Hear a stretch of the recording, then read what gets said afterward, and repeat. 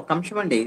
నారా లోకేష్ చుట్టూ ఉన్నటువంటి ఎవరైతే హవాలా ఆరోపణలు ఎదుర్కొనేటువంటి వాళ్ళు సానా సతీష్ దగ్గర నుంచి వాళ్ళ ఎంపీల దగ్గర నుంచి వాళ్ళ ప్రభుత్వంలో ఉండేటువంటి ఇప్పుడు ఎవరైతే ఉన్నారో వీళ్ళందరూ కూడా ఖచ్చితంగా రేపు పొద్దున ఈడీ స్కానర్ లో ఉన్నారు. నో డౌట్ అండి. ఇవన్నీ కూడా బయటకు వస్తాయి. No doubt.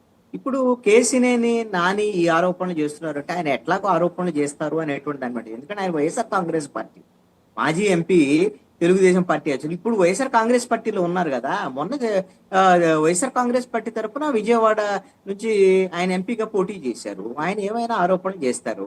నానికి చిన్నీకి మధ్య ఆ ఈ విధమైనటువంటి రాజకీయ పరమైనటువంటి ఉన్నాయి. ఇక్కడ చిన్ని పాత్ర ఎంత ఉంది ఏంటి అనేటువంటి అంశం ఈయన టార్గెట్. కేసినేని నానికి చిన్ని టార్గెట్. నేనేమంటానంటే కేసినేని చిన్ని స్థాయి ఎంత?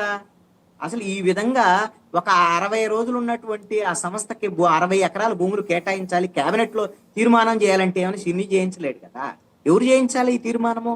లోకేష్ గారు. చంద్రబాబు నాయుడు కానీ నారా లోకేష్ కానీ చేయించాలి. లోకేష్ గారు పవన్ అందులో కళ్యాణ్ అనుమానం కూడా ఎందుకు? పవన్ కళ్యాణ్కి ఆమోదం లేకుండా చేసేదానికి కూడా అవకాశం లేదు. మరి ఇప్పుడు ఆయన కేసీఆర్ నాని టార్గెట్ చిన్ని కాబట్టి ఆయన ఆ విధంగా ట్వీట్ చేశారు. ఆయన వైఎస్ఆర్ కాంగ్రెస్ పార్టీ విమర్శలు చేస్తాడు. ఇక్కడ సమాధానం చెప్పాల్సింది మాత్రం ప్రభుత్వంలో ఉండేటువంటి వాళ్ళండి. రాజకీయ వ్యవహారం కాదు ఇది. ఇది ప్రభుత్వానికి సంబంధించినటువంటి వ్యవహారం. ముఖ్యమంత్రి రెస్పాండ్ అవ్వాలి. అదేవిధంగా ఈ ప్రభుత్వంలో ఉండేటువంటి వాళ్ళు రెస్పాండ్ అవ్వాల్సినటువంటి బాధ్యత ఉంది ఖచ్చితంగా.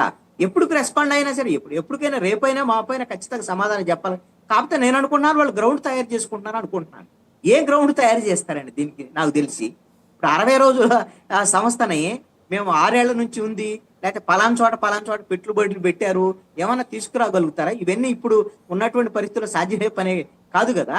ఇవన్నీ ఒకసారి ఇప్పుడు మోహన్ రెడ్డి గారి అన్ని దగ్గర రకాల- మోహన్ రెడ్డి గారు కేశినేని నాని గారి డిమాండ్ ఏంటంటే ఆ చివరిలో immediately cancel the scrap the land allotment to Ursa clusters, అలాగే order a detailed enquiry into the company's ownership, source of funds and political connections. మూడోది take strict action against those misusing your leadership and the party's name for corrupt practices.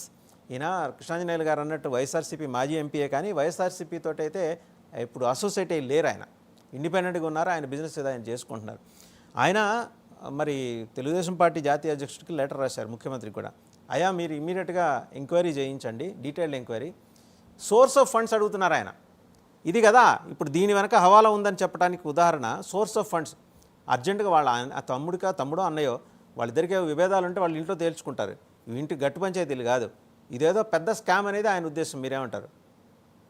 Scam 100% వాస్తవం. అందులో మీరు అండి కదా ఏదో ground prepare చేసుకొని ముందుకు వచ్చి మాట్లాడతారు తెలుగుదేశం వాళ్ళు, చంద్రబాబు నాయుడు గారని. గ్రౌండ్ ప్రిపేర్ చేసుకుంటారు. గ్రౌండ్ ఏమని ప్రిపేర్ చేసుకుంటారంటే ఇప్పుడు జరిగినటువంటి పరిణామాలపైన ఏ విధంగా మనం స్పందిస్తే మనం మళ్ళీ బయటపడతామనే విధంగా వాళ్ళు గ్రౌండ్ ప్రిపేర్ చేసుకొని వస్తారు కదా. ఇందులో పక్క తెలిసే ఉంది కదా. లోకేష్ గారి హ్యాండ్ లేకపోతే కేసీఆర్ చిన్ని గారికి మీరు చెప్పినట్టు కేసీఆర్ చిన్ని గారు అంత పెద్ద గొప్పలు అయితే కాదు.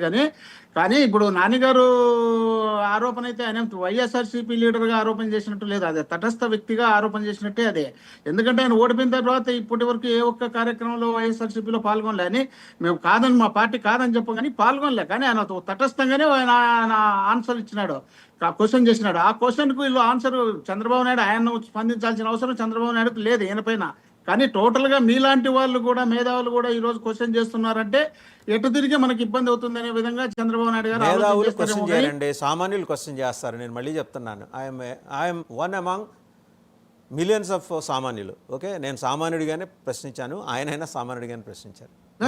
ఇప్పుడు 14 లక్షల కోట్ల రూపాయలు అప్పులు చేసినారని ఎలక్షన్ ముందు ఎన్నికల మీటింగుల్లో ఎన్నోసార్లు మాట్లాడినారు. మాట్లాడిన తర్వాత ఆయన మళ్ళీ ఆ పార్లమెంట్ లో వచ్చేసి 5 లక్షల కోట్లు వీళ్ళు వాళ్ళని కలిసి చెప్పి నిర్మలా సీతారామన్ గారు చెప్తే, ఇక్కడ అసెంబ్లీకి వచ్చినప్పుడు 7 లక్షల కోట్లు అని చెప్పి స్వయంగా పైవాళ్ళ కేశవ్ గారు చెప్పినారు. మరి ఇద్దరు చెప్పిన తర్వాత 14 లక్షల కోట్లు అనే దానిపైన మీలాంటి వాళ్ళు కానీ, మేధావులు కానీ స్పందించాల్సిన అవసరం ఉంది. అయ్యా బాబు గారు, మీరు ఎలక్షన్ వచ్చినప్పుడు 14 లక్షల కోట్లు చెప్పారు, ఇప్పుడు వచ్చేటప్పుడు 7 లక్షల కోట్లు చూపిస్తున్నారు. 7 లక్షల కోట్లు చూపించిన తర్వాత కూడా ఆ రోజు చెప్పినటువంటి సూపర్ 6 హామీలు ఈ రోజు నెరవేర్చలేకున్నారు. మీరు ఏది నిజం, మీది ఏది అబద్ధం? మీరు జీవితం అంతా ఇట్లా అబద్ధంతోనే బతుకుతారా, నిజంతో బతకరా అనే విధంగా ఆయనకు క్వశ్చన్ చేయాల్సిన అవసరం ప్రతి ఒక్కరిపైన ఉంది. ఈ ఎవరు మాట్లాడకపోవడం వల్ల మనం ఎన్ని తప్పులు చేసినా ఏమీ కాదు, మనకు కావాల్సినటువంటి మీడియా ఉంది, మన ఆ మీడియా మనకి ఎందుకు సపోర్ట్ చేస్తుంది అనే విధంగా ఆయన తయారైనప్పుడు మీరు అన్నట్టు మీడియా క్వశ్చన్ చేయాలంటున్నారు. ఏ మీడియా క్వశ్చన్ చేయదండి, మీడియా భాగస్వామ్యం ఉంది ఇందులో. ఆ మీడియాకు భాగస్వామ్యం లేకపోతే వాళ్ళు ఎట్లా బతుకుతారు? వాళ్ళు బతుకుతుండేదంతా తెలుగుదేశం పార్టీ తరపునే. వైఎస్ఆర్ కాంగ్రెస్ పార్టీ అధికారంలో ఉన్నప్పుడు మాకు 5 సంవత్సరాలు యాడ్స్ లేదు, అంతా మొత్తం యాడ్స్ అన్ని వాళ్ళే ఇచ్చుకున్నారు, మా పరిస్థితి ఏందనే విధంగా వాళ్ళు క్వశ్చన్ చేసిన వాళ్ళు ఈ రోజు వాళ్ళను ఆ జీతాల నుండి ఈ జీతాల నుండి ఇప్పుడు వాళ్ళకి వచ్చే లాభాల వరకు అన్ని సాగాలంటే ఖచ్చితంగా ఇలాంటి వాటిల్లో వాళ్ళ భాగస్వామ్యం ఉంటేనే, భాగస్వామ్యం లేకపోతే వాళ్ళు కూడా డైరెక్ట్ ఆరోపణలు చేస్తారు. కానీ వాళ్ళు భాగస్వామ్యం ఉంది కాబట్టి వాళ్ళు ఆరోపణ చేసే ప్రసక్తే ఉండదు. వాళ్ళు అవసరం వస్తే దీన్ని వండి వార్చి నీట్గా ఎట్లా చూపించాలా, మళ్ళీ అవసరం వచ్చి ఇదే జగన్మోహన్ రెడ్డికి వాళ్ళకి ఎక్కడో ఫోటోలో ఉంది, ఆ ఫోటో ఈ ఫోటో ఇద్దరు కలిసి ఉన్నారు, ఇద్దరు జగన్మోహన్ రెడ్డి గారే పంపించినారు, జగన్మోహన్ రెడ్డి గారు పంపించింటే మాకు తెలియక జరిగింది అనే విధంగా చెప్పుకోవడానికి ఈ ప్లాన్ వేసి లాస్ట్ క్యాబినెట్ కు కోవిడ్ టైంలో నాకు లిఫ్ట్ దగ్గర పోయి నడుములు నొప్పించినాయని చెప్పి ఎన్నికపోయినాడు పవన్ కళ్యాణ్ గారు. అంటే వీళ్ళంతా ఒక ఎత్తుగడతో ఒక ప్లాన్ తో చేయాలనే ఉద్దేశంలో చేస్తున్నారు. రాష్ట్రంలో వీళ్ళు రాష్ట్ర ప్రజల కోసం ఏ ఒక్కరోజు పాటుపడిన సందర్భం లేదు. అధికారం వచ్చినప్పుడల్లా వీళ్ళ బాగుపడడం కోసమే వీళ్ళ పార్టీ వీళ్ళ నాయకులు వీళ్ళు బాగుపడడం కోసం వీళ్ళు ప్రయత్నం చేసినారు తప్ప ఏ ఒక్కరోజు చేయలేదు. 1,00,000 ఎకరాలు పెట్టుకొని రాజధాని అంటే రాష్ట్రాన్ని సర్వనాశనం చేయాలనే ఉద్దేశంలో భాగంగా పంటలు పండే భూమిని తీసుకొచ్చి 1,00,000 ఎకరాలు తీసుకొని వాళ్ళు ఆ చుట్టుపక్కల మొత్తం దాదాపు 10,000 ఎకరాలు తెలుగుదేశం పార్టీకి సంబంధించినటువంటి నాయకులే ఆక్రమించుకొని అది ఎస్సీ ఎస్టీలకు సంబంధించినటువంటి భూమిని ఎక్కడ రాజధాని ప్రాంతం ఉంటుందని ముందుగా లీక్ చేసి ఆ భూములన్నీ తీసుకొని ఆ భూముల ద్వారా ఈ రోజు వాళ్ళు కోట్లకు పడిగెత్తితే భవిష్యత్తులో ఆంధ్రప్రదేశ్ లో ఏ ఒక్కరూ రాజకీయాలు చేయడానికి అవకాశం లేకుండా చేయాలనే ఉద్దేశంలో భాగంగా వాళ్ళు చేస్తున్నారు తప్ప ఆంధ్రప్రదేశ్ ప్రజలు బాగుండాలి, ఆంధ్రప్రదేశ్ లో ముందుకు వెళ్ళాలనే ఉద్దేశంలో ఏమాత్రం లేదు. పేర్లు మాత్రం బ్రహ్మాండంగా ఉంటాయి. ప్రపంచాన్ని తలదన్నే రాజధానిగా ఉంటుందని. ప్రపంచాన్ని తలదన్నే రాజధాని ఎక్కడి నుండి వస్తుంది, ఎప్పుడు వస్తుంది, ఎట్లొస్తుంది? ఇప్పుడు సంవత్సరం అయిపోతుంది. ఈ రోజు గునాది మొదలు పెడుతున్నారు. గునాది మొదలు పెడితే వర్షాలు వచ్చాయి మళ్ళీ ఒక 6 నెలలు అయిపోతాయి. 6 నెలలు అయిపోయిన తర్వాత మళ్ళీ ఆ రోజు మొదలు పెడతారు, వీళ్ళు డబ్బులు డ్రా చేసుకుంటారు. ఆ తర్వాత లాస్ట్ కు గవర్నమెంట్ మారిపోతుంది. గవర్నమెంట్ మారిపోతే జగన్మోహన్ రెడ్డి గారు వచ్చి మన రాజధాని నాశనం చేసినాడు. జగన్మోహన్ రెడ్డి గారు రాకపోతే మేము బ్రహ్మాండంగా రాజధాని కట్టించిందేమో, ఈ రాష్ట్రాన్ని సస్యశ్యామలం